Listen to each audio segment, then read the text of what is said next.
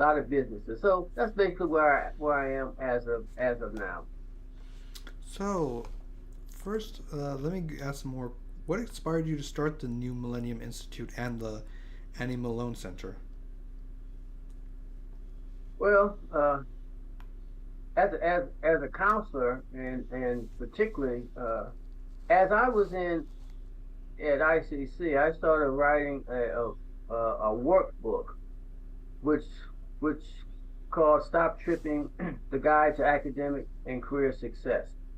So I did my thesis. I forgot to mention that I did go back and got my master's at ISU, and that's where, as a result of workforce development, I started seeing individuals coming into the office, and we were a workforce development program. So we would train people to get jobs, hook them up with employers, and we would pay for their tuition. We would give them a stipend if they decided to go to Illinois Central College, pay for their transportation, child care.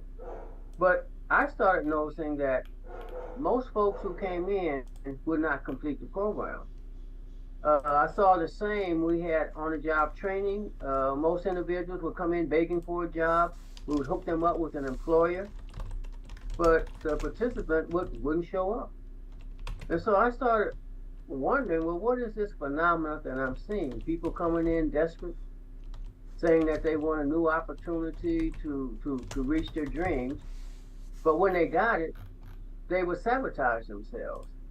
So that's what inspired me to do Oh, my my curriculum and my thesis on self-handicapping behavior. So I did my thesis on self-handicapping behavior as a barrier to employment.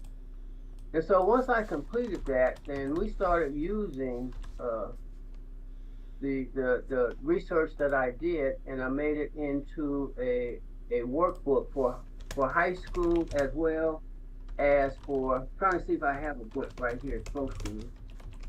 And of course I don't. I got one right here. I'll show it to you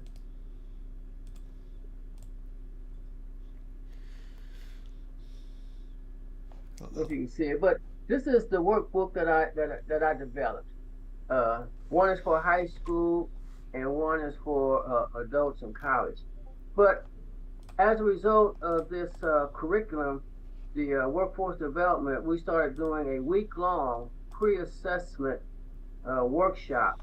The workshop was designed to see if people would show up on time. It was designed to help them do a career and academic assessment, but more importantly, it was designed to help individuals identify their self-handicapping behaviors and the things that they were doing to sabotage themselves. So once we were able to help individuals identify those, we were able then to develop a self-enhancement plan. And once we got through that, we would help individuals develop an academic plan, a career plan. And once they completed our workshop, then we would refer them on to our regular programs. Now, as a result of this change in this assessment process, we won national awards several years in a row because of a oh, high completion rate. So we know that this workbook was a very successful tool with helping individuals not only come through the program but succeed in our program. So what I decided to do then was to take these concepts and things and start my own business called New Millennium Institute. Now, the word New Millennium, I decided to use that because we're in a new millennium. At that time, we didn't have AI like we do now. We're in a whole new technological era. But if we don't know ourselves, it doesn't matter uh, how much technology that we have or how many resources we're going to have.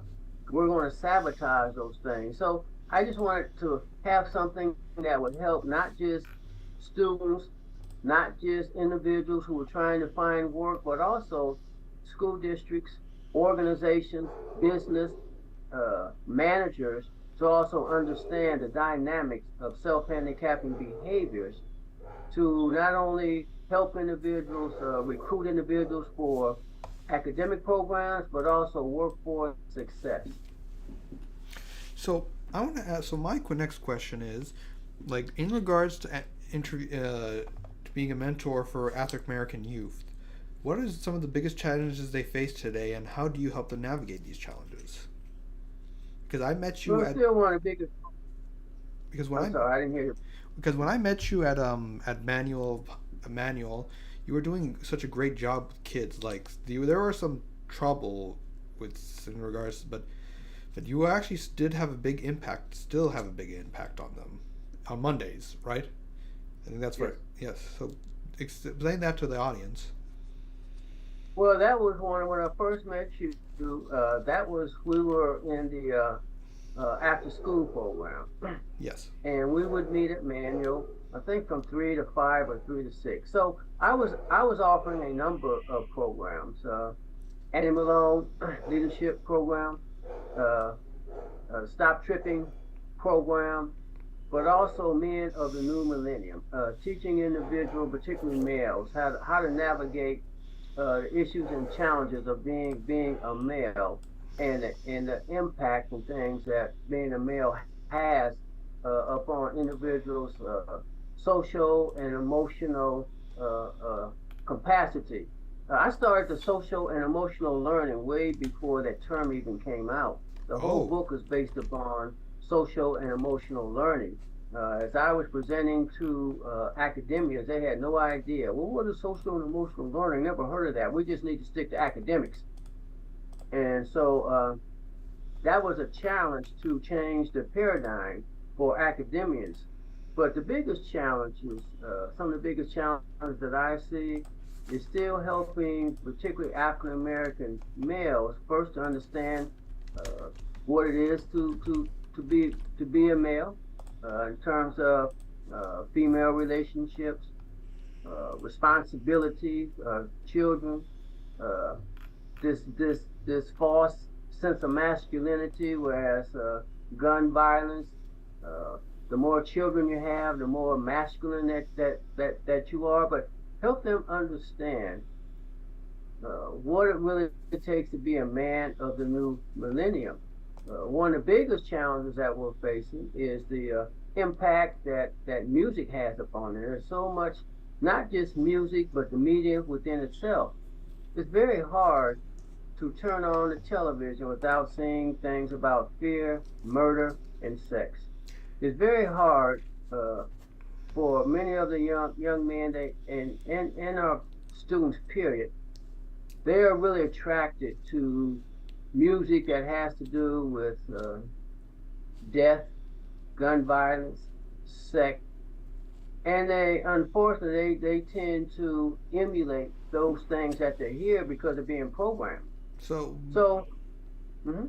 so I actually agree with you. Like my father was raised on like he's Indian, but he loves Stevie Wonder, the Motown sound, Marvin Gaye, like James Brown. Growing up with that kind of music, like basically these were the people who helped like start like show African American culture to the world. Yet they create something for others to emulate. But when you get look at current hip hop culture as it is right now, and current like the thing that violence, death, and sex, like if you show that to kids only, that they show that there's nothing outside of that.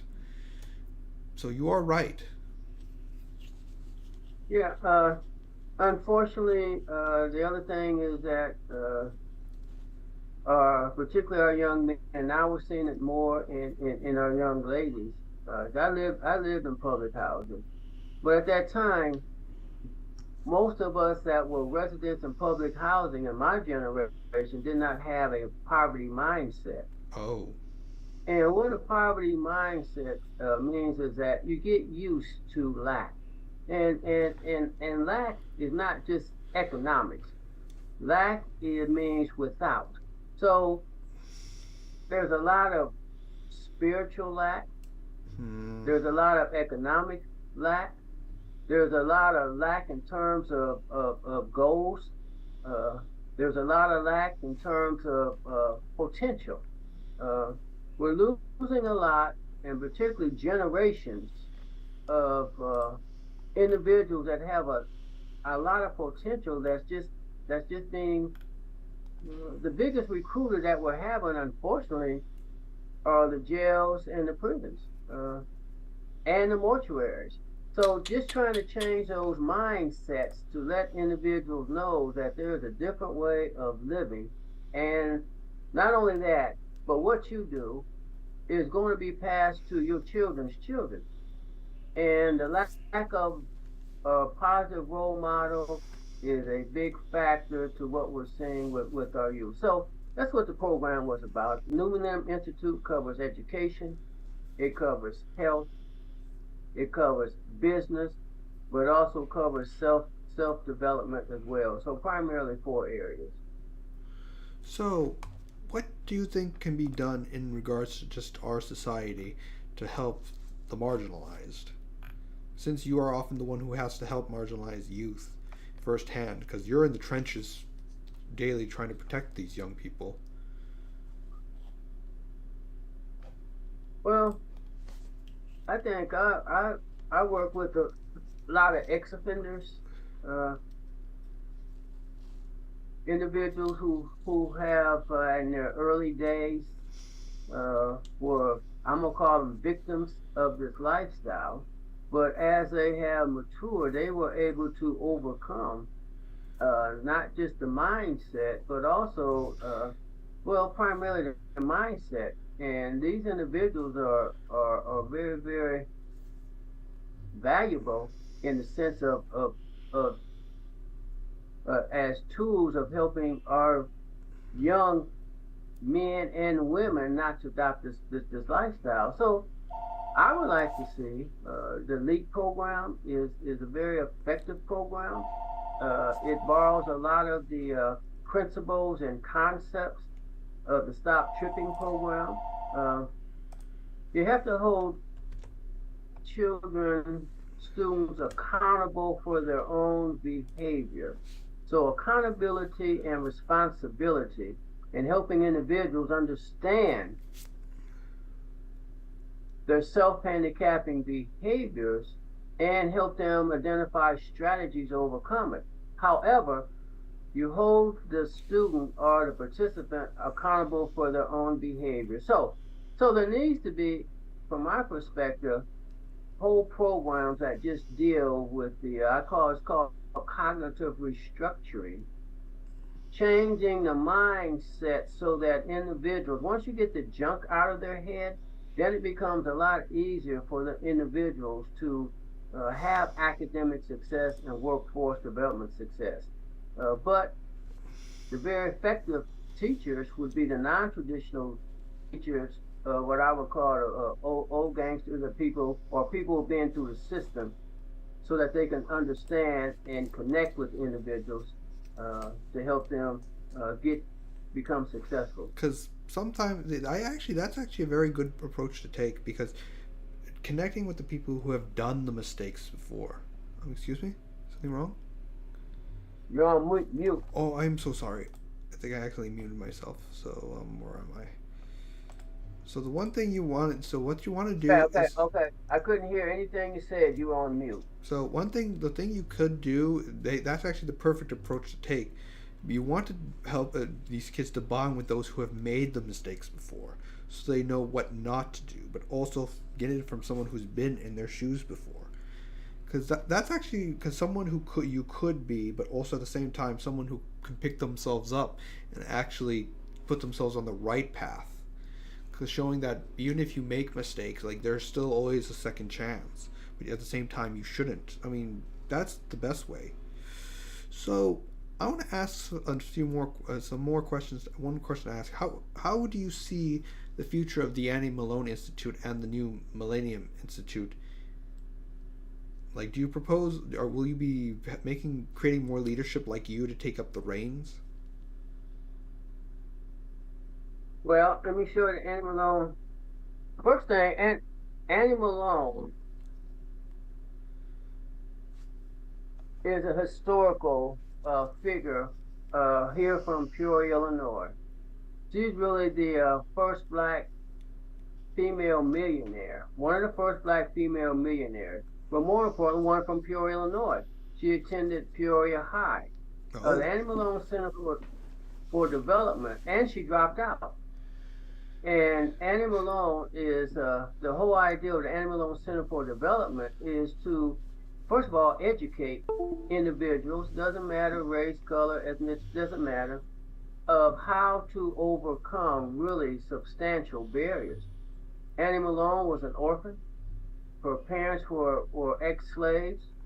Annie Malone, once her parents died, she was from Metropolis. She moved from Metropolis here to Peoria, Illinois, and lived with my great grandfather and her sister, Annie Malone's sister, who married my great grandfather, and became a multimillionaire. Now you have to remember, in her day, racism was real. You get outside of a parameter, you could be killed. She came through the depression. When depression, we have COVID. She faced the Spanish flu. Annie Malone, from a first of all being a black woman and woman period, was able to build an empire that had 75,000 parole agents. And not only that, she gave away millions of dollars. She would fund every year 2 to 3 African American students to historically black colleges. She was able to help individuals have their own business through hair products. And all these hair products were found naturally through Mother Moody, who was an ex slave, took Annie Malone out in the woods because Annie Malone had respiratory issues, and was able to identify herbs and things that would help not only her respiratory problems, Annie Malone's respiratory, but also many of these same products could be used for scalp and to grow hair. And so Annie Malone, and one of the things that's missing, I believe, with our community, particularly African American, but it's across the country, is that we're suffering from a mental void, a spiritual void. Mental health is rampant, anxiety, depression, all those kind of things. The trauma. Almost all individuals that I work with have some kind of trauma that's that's unfortunate. triggering a lot of these self-handicapping behaviors. The thing that can help that is having a spiritual foundation. Annie Malone uh, knew her purpose the day she was born. She was ordained. She was anointed to be a pioneer. Knowing your purpose is very, very valuable because once you know your purpose and you understand that you have a spiritual void, you believe in something higher than yourself, gives you the strength and gives you the faith to have a vision. Without vision, people perish. So Annie Malone had a vision, not so much of becoming the first black female millionaire, that was a blessing, but a vision to empower her people to become entrepreneurs, to empower her people to seek education, to empower her people to to to to to give back to the community, to empower her people to become self-sufficient business, spiritual foundation. So she was really a person ahead of her time. So this book, who my grandparents ran Toro College, she had a college that was designed specifically for hair care. Oh, Not only did she have 75,000 agents throughout America, but she also had agents in Africa and the Caribbean. wow. Uh, Most people know Madam C.J. Walker as the first black female millionaire, but Madam C.J. Walker was a student of Annie Malone and Oh. borrowed Annie Malone's whole business model and claimed it. Madam C.J. Walker claimed it as her own, but Madam C.J. Walker and Annie Malone are great examples of how you can become a millionaire and give back to your people and realize how important education is in running your own business. They were the great leaders of business, and particularly a great example of how to overcome barriers. So, within this book, I teach 5 principles that can apply to anyone who wants to become the next Annie Malone. And the first principle is having a vision. Without vision, people perish. Having a plan, resilience, being able to bounce back when things don't go your way, self and community empowerment. Annie Malone always believed in grow as much as you can, grow as much as you can. But more importantly, we really need that now, what's going on in our community, a lot of homicides and those kind of things. But empower your community. Back in the day, it took a village to raise a child. That was a very strong thing. But and then the last one is have a spiritual foundation. Spiritual foundation will give you principles and a philosophy to help guide you through hard times and to help you overcome challenges and barriers. So that's the importance of Annie Malone. But teaching individuals, particularly our youth, Black history and to let them know that they have a great, great role model right here from Peoria, Illinois, Central High School that lives here and that individuals can also become the next Annie Malone. So, due to running out of time because Zoom limits the amount of time, I think we'll call the interview there. Thank you for everyone for watching and for especially learning about Mr. Bryson's work as well as the history of Annie Malone.